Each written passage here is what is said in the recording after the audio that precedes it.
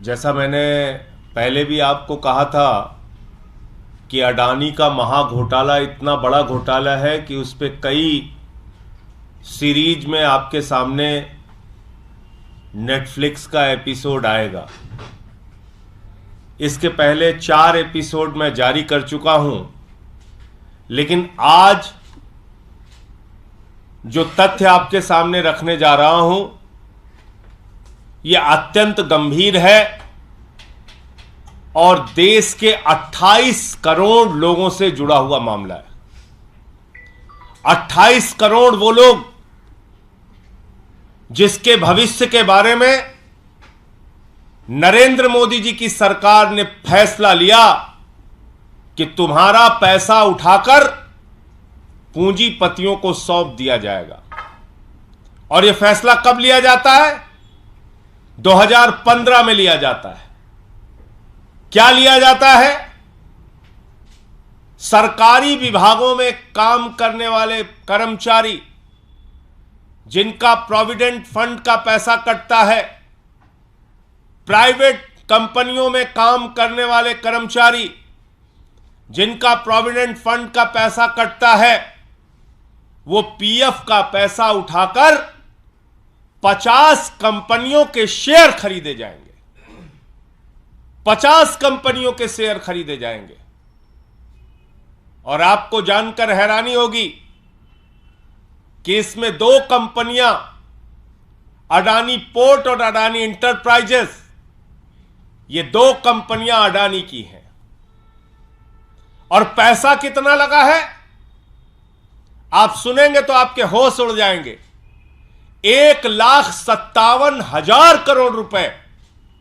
1,57,000 करोड़ रुपए इन कंपनियों का शेयर खरीदा गया है। किसके पैसे से? जो भविष्य के सुरक्षा के लिए लोग, कर्मचारी अपने भविष्य की सुरक्षा के लिए पीएफ का पैसा रखते हैं, उस पैसे से 1,57,000 करोड़ रुपए का शेयर खरीदा गया है। करीब करीब 38,000 करोड़ रुपए का सालाना शेयर उन पैसों से खरीदा जाता है। बहुत सारे बुजुर्ग मिल जाते हैं पार्कों में नरेंद्र मोदी जी का समर्थन करने में। मैं आज सभी उन अंकल्स से कहना चाहता हूं, आंटी से कहना चाहता हूं, ध्यान से जरा सोचिए कि क्या हो रहा है आपके साथ। आपका पैसा उठाकर किस तरह से पानी की तरह बहाया जा रहा है। नरेंद्र मोदी जी आपके भविष्य के साथ किस तरह से खिलवाड़ कर रहे हैं, जरा सोचिए। और पार्कों में बैठिए और चर्चा कीजिए तो थोड़ी चर्चा इस पे भी कीजिए।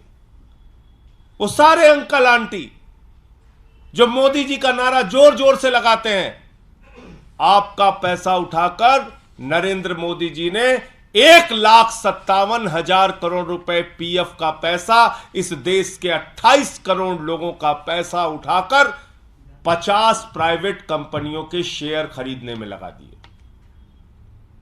और मजेदार बात देखिए, हिंडनबर्ग की रिपोर्ट आई, सबने आगाह किया, भाई अब तो संभल जाओ, अब तो सावधान हो जाओ। हिंडनबर्ग की रिपोर्ट आ गई, बहुत बड़ा भ्रष्टाचार किया है अडानी ने। अडानी ने अपने शेयर को ओवर वैल्यू किया है, अपने शेयर की कीमतें फर्जी तरीके से बढ़ाई है, बाहर से पैसा काला धन लगा के अपने शेयर के दाम बढ़ाए हैं। उनके शेयर का वास्तविक दाम क्या है पता नहीं है। कृपा करके अब अडानी के शेयर मत खरीदो। किसने कहा? तमाम फाइनेंशियल एक्सपर्ट्स ने, तमाम अर्थशास्त्रियों ने, तमाम लोगों ने आगाह किया कि भाई ये बुजुर्गों का पैसा है, ये कर्मचारियों का पैसा है, ये इस देश के 28 करोड़ लोगों का पैसा है, इसको कम से कम अडानी की कंपनी में अब तो मत डुबाओ। लेकिन 27 मार्च को मीटिंग होती है ईटीएफओ बोर्ड की, और उस बोर्ड में जो चेयरमैन होते हैं वो होते हैं आदरणीय देश के श्रम मंत्री भूपेंद्र यादव जी। भूपेंद्र यादव जी जो देश के मंत्री हैं, वो उस बोर्ड के चेयरमैन हैं। ये रिपोर्ट भी आ जाती है, आगाह भी किया जाता है कि भाई आप कर्मचारियों की जीवन से जुड़ा हुआ उनके भविष्य की निधि जो रखी है, उनके लिए जो पीएफ का पैसा उनके संकट के समय में काम आता है, कम से कम ये पैसा अडानी के ग्रुप पे मत लगाइए। लेकिन बावजूद इसके वो पैसा अडानी की उन 2 कंपनियों में फिर लगाया जाता है। क्या प्रेम है आपका अडानी से? आप देश के करोड़ों लोगों का पैसा क्यों उठा के अडानी के ऊपर लुटा रहे हैं? एलआईसी में लुटा रहे हैं अडानी का पैसा, अडानी का पैसा उठाकर एलआईसी का पैसा उठाकर अडानी के ऊपर लुटा रहे हैं, एसबीआई का पैसा उठाकर अडानी के ऊपर लुटा रहे हैं, पीएनबी का पैसा उठाकर अडानी के ऊपर लुटा रहे हैं, बैंकों का पैसा उठाकर अडानी के ऊपर लुटा रहे हैं, और अब ये पीएफ का पैसा, करोड़ों लोगों के जिंदगी से जुड़ा हुआ पीएफ का पैसा वो उठाकर अडानी के ऊपर लुटा रहे हैं। मैं देश के प्रधानमंत्री से पूछना चाहता हूं कि आखिर इस देश के करोड़ों लोगों का पैसा हिंडनबर्ग रिपोर्ट आने के बावजूद, शेयर को ओवर वैल्यू किया गया है, इसके बावजूद शेयर मार्केट में आप क्यों लगा रहे हैं? ये 1,57,000 करोड़ रुपए इस देश के लोगों का पैसा जब डूबेगा तो उसकी जवाबदेही किसकी होगी? ये 1,57,000 करोड़ रुपए लोगों के पीएफ का पैसा जब चंद पूंजीपति लूट कर भाग जाएंगे, उसकी जवाबदेही किसकी होगी? यह जवाब देश के प्रधानमंत्री को, करोड़ों लोगों को देना चाहिए। और ऐसे समय में जब अंतर्राष्ट्रीय संस्थाओं ने अडानी की कंपनी का वेटेज कम किया है, उसकी रेटिंग डाउन की है, आगाह किया है निवेशकों को कि भैया इनमें पैसा मत लगाओ आप, क्योंकि इनके शेयर की वास्तविक वैल्यू क्या है हमें पता नहीं।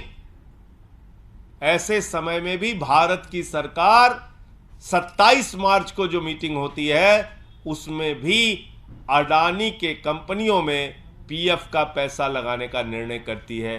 किसके कहने पर यह सब कुछ हो रहा है, ये मेरा सवाल था। और मैं समझता हूं कि अडानी के मामले, अडानी के घोटाले इतने बड़े हैं कि इसकी परत दर परत आगे भी खुलती रहेंगी। कुछ जानकारी रीना गुप्ता जी जो हमारी स्पोक्स पर्सन है वो भी आपसे शेयर करेंगी। रीना जी।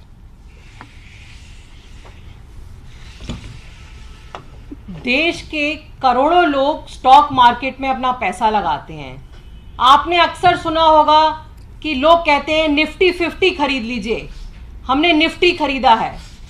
ये निफ्टी एक इंडेक्स है जो एनएसई, जो नेशनल स्टॉक एक्सचेंज है, वो इंडेक्स बनाता है।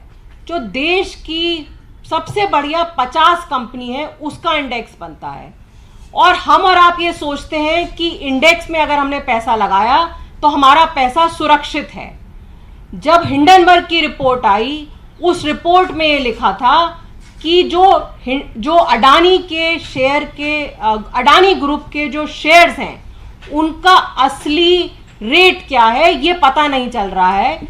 इसलिए जो जितने सारे इंडेक्स हैं, पूरी दुनिया के कई इंडेक्स में अडानी ग्रुप के शेयर्स थे। वो जैसे अमेरिका का एक सबसे बड़ा इंडेक्स है मॉर्गन स्टैनली का इंडेक्स। मॉर्गन स्टैनली इंडेक्स ने ये निर्णय लिया कि क्योंकि अडानी ग्रुप के शेयर का असली प्राइस हमें नहीं पता चल रहा है, तो हम मॉर्गन स्टैनली के जो इंडेक्स हैं उसमें अडानी ग्रुप का वेटेज कम करेंगे। एक और बहुत बड़ा इंडेक्स है एस&पी इंडेक्स, उसने भी निर्णय लिया कि हम अडानी ग्रुप का या तो वेटेज कम करेंगे या कुछ इंडेक्स में से अडानी ग्रुप के शेयर्स को हटाया जाएगा।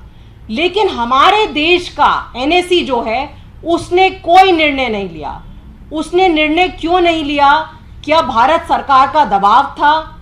ये निर्णय उन्होंने नहीं लिया। अडानी ग्रुप की दोनों कंपनी को उन्होंने इंडेक्स से नहीं निकाला।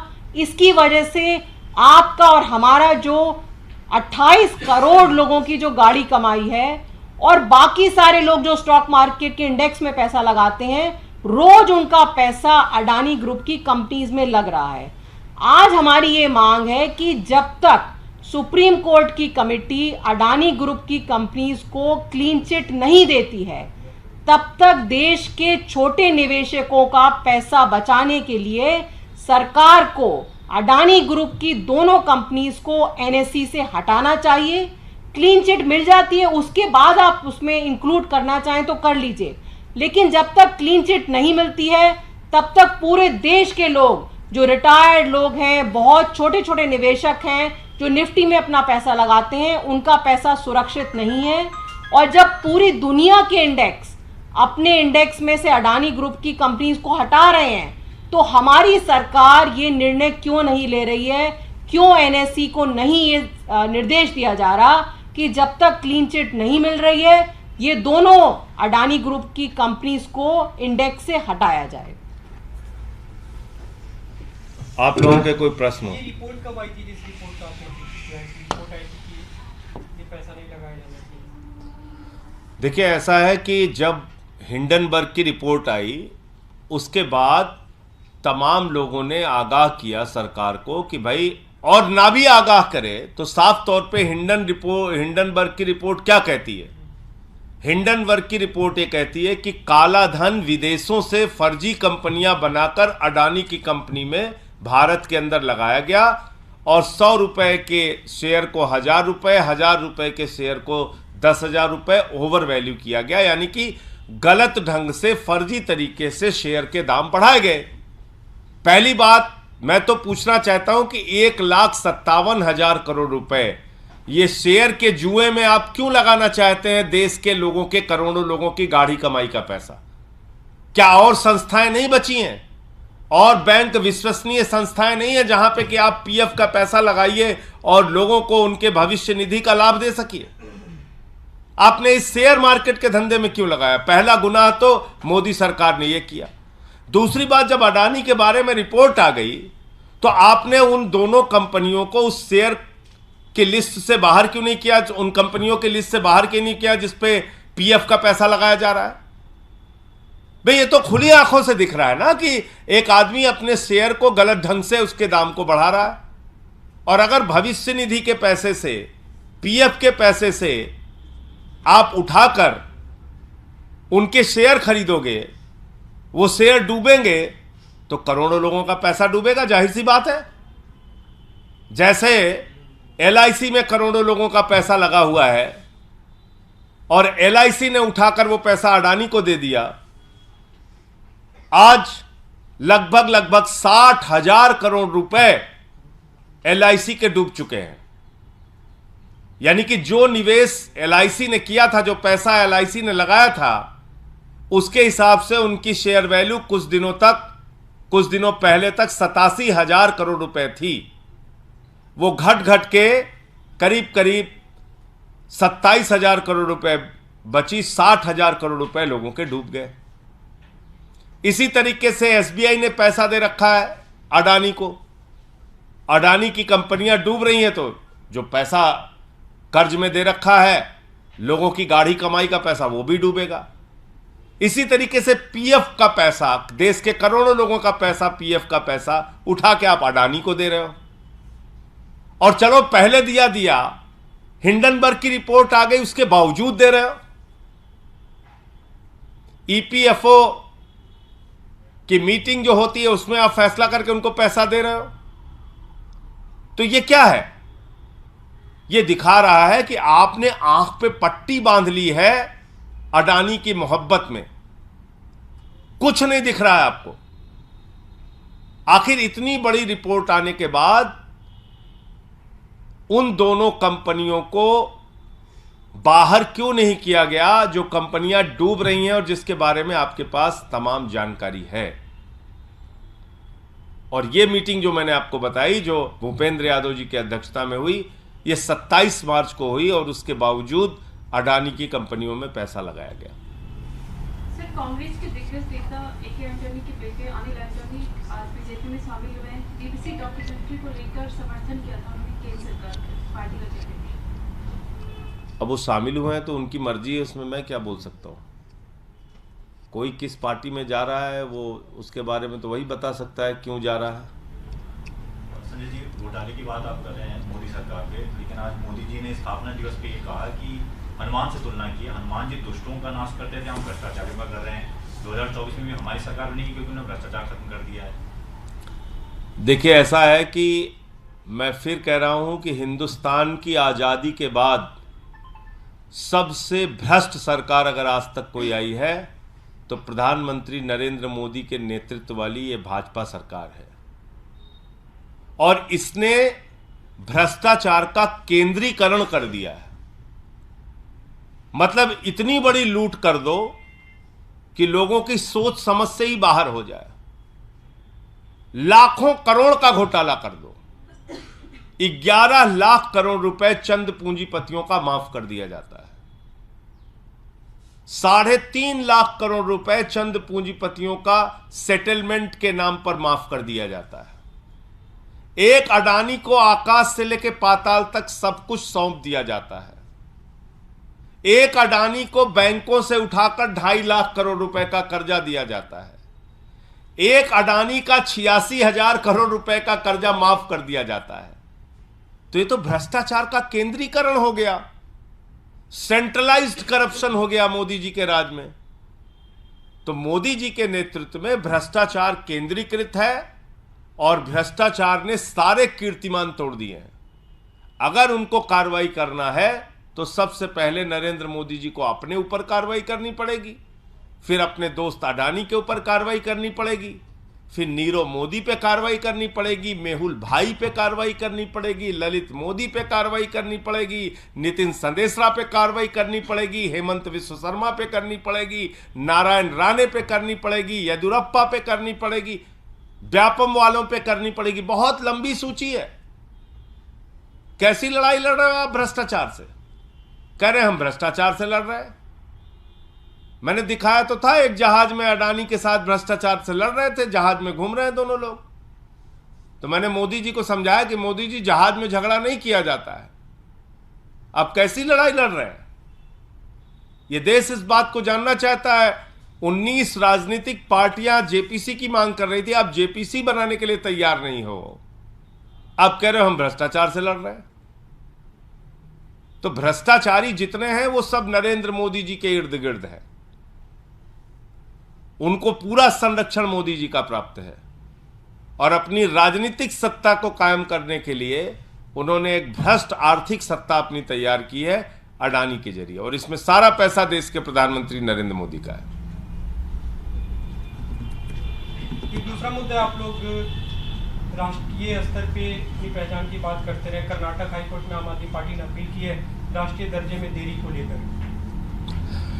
देखिए, ऐसा है कि इसमें कोई विज्ञान, कोई दिमाग लगाने की जरूरत ही नहीं थी। जब 4 राज्यों में हमको 6% से ज्यादा वोट मिल गया, और सिर्फ 6% का सवाल नहीं है, 2 राज्यों में हमारी सरकार बन गई। गुजरात में हमको 14% वोट और 5 सीट मिल गई। गोवा में हमको 6.5% और 2 सीट मिल गई। तो तीसरे दिन ही चुनाव आयोग का पत्र हमारे पास आ जाना चाहिए था कि आम आदमी पार्टी राष्ट्रीय पार्टी बन गई। इसमें तो कहीं कुछ और दिमाग लगाने की जरूरत ही नहीं थी। लेकिन क्या है कि चुनाव आयोग काम कर रहा है मोदी जी के इशारे पर। चुनाव आयोग चल रहा है भारतीय जनता पार्टी के हिसाब से। तो वहां से पूछते हैं कि भैया बताइए हमें आगे क्या करना है, तो कहते नहीं नहीं रुके रहो रुके रहो।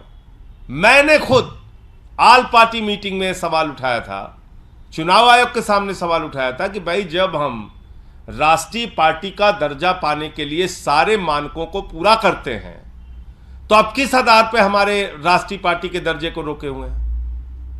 तो उस पर जवाब देने के लिए तैयार नहीं हुए। कह लगे हाँ हाँ बहुत जल्दी करेंगे जल्दी करेंगे। ये बोला था मुख्य चुनाव आयुक्त महोदय ने कि जल्दी करेंगे। अब वो जल्दी कब होगी? कर्नाटक का चुनाव आपने अनाउंस कर दिया।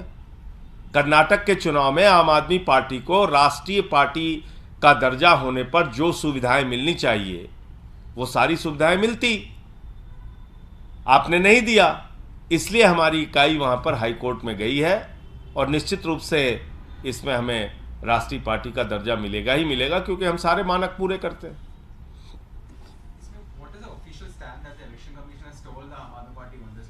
any particular reason why this is not being given, or are they why are they not taking? I can tell you about constitution club meeting. उसमें सारी पार्टियां थीं. उसके सामने उन्होंने मेरे से कहा था कि हम जल्द ही इस पे फैसला लेंगे.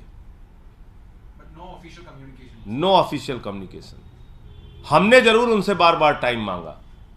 हमने बार बार उनको जरूर कहा, हमारे सचिव पंकज गुप्ता जी ने, लेकिन ना उन्होंने मिलने का कोई टाइम दिया. सोचिए, मिलने का भी टाइम नहीं दे रहे हैं. एक पार्टी जो हर मानक पूरा कर रही है राष्ट्रीय पार्टी बनने का, उससे मिलने का भी टाइम नहीं दे रहे हैं. पंकज गुप्ता जी ने बार बार चिट्ठी लिख के उनसे टाइम मांगा. तो ये सवाल है चीफ इलेक्शन कमीशन से, सीईसी से. और दूसरा, आज तीसरी चार्जशीट भी ईडी की आ गई. और हम लोग शुरू से कह रहे हैं कि दिल्ली के उप मुख्यमंत्री और शिक्षा मंत्री मनीष सिसोदिया के खिलाफ न कोई साक्ष्य पहले था न अब है. उन्होंने अपना मंत्री पद भी त्याग दिया, जेल में प्रताड़ना भी झेल रहे हैं. तीसरी चार्जशीट भी ईडी की आ गई, लेकिन उसमें भी मनीष सिसोदिया जी का नाम नहीं है. इसका मतलब साफ संदेश है, प्रताड़ित करो, परेशान करो और हर तरीके से दबाव बनाओ, मनोबल तोड़ने का प्रयास करो. इसलिए जो लोग शराब घोटाला करते हैं, इसकी सच्चाई दूर दूर तक कहीं नहीं है. और इसीलिए तीसरी चार्जशीट में भी ईडी मनीष सिसोदिया के खिलाफ कोई साक्ष्य नहीं लेकर आ पाई. धन्यवाद.